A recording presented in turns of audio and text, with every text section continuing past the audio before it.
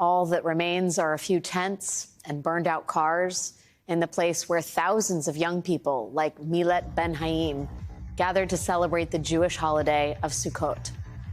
Early Saturday morning, Ben-Haim and her friends were among the festival goers who fled the event, running through a nearby field as Hamas terrorists closed in on them from all sides. They called police for help, but they were told they were on their own as they hid in the bushes. 6 hours later, Ben-Haim and her fellow survivors were found by a stranger who was rescuing people in his car. Joining me now is Milet Ben-Haim, who survived the attack. Milet, thank you so much for being here. I'm sorry to have to ask you to recount what happened to you, but I think for the purposes of understanding what you and many people in Israel have been through, I'd really appreciate it if you could talk to me about how you first realized you were under terrorist attack.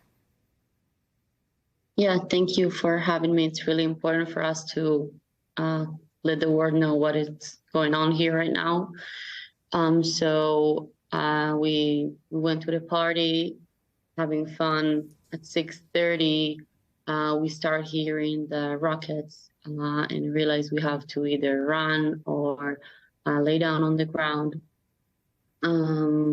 It took us a few minutes to understand that is a more dangerous situation than usual, because we do have a lot of rockets flying towards us in the south. It's not really unusual for us.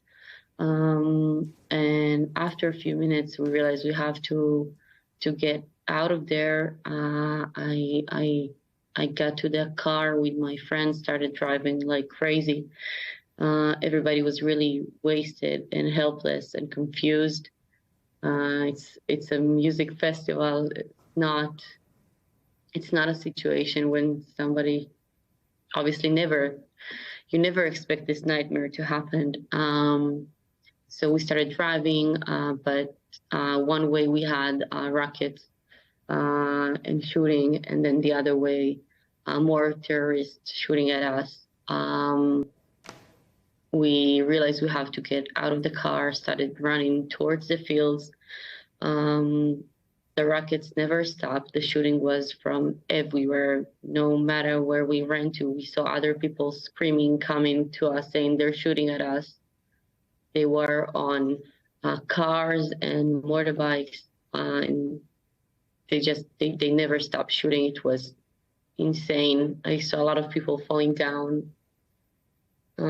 We understood we had to hit after something like 2 hours of running everywhere, because we couldn't run anymore, and we didn't have where to.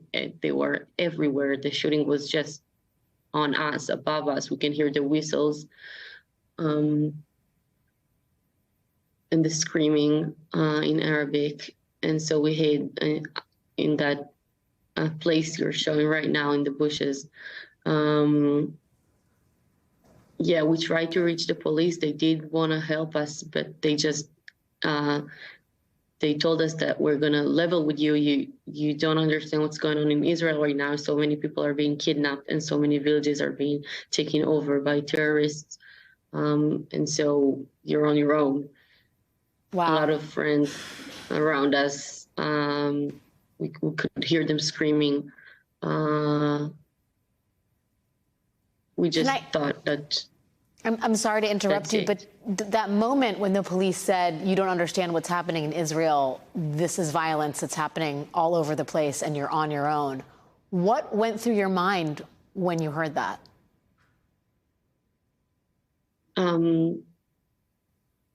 I was really scared and sad. Honestly, I understood the police. I wasn't mad, but yeah, helpless. How did you make it? I mean, you were effectively on your own for 6 hours, and I wonder what those 6 hours were like with you and your friends in the sight of just devastation and murder.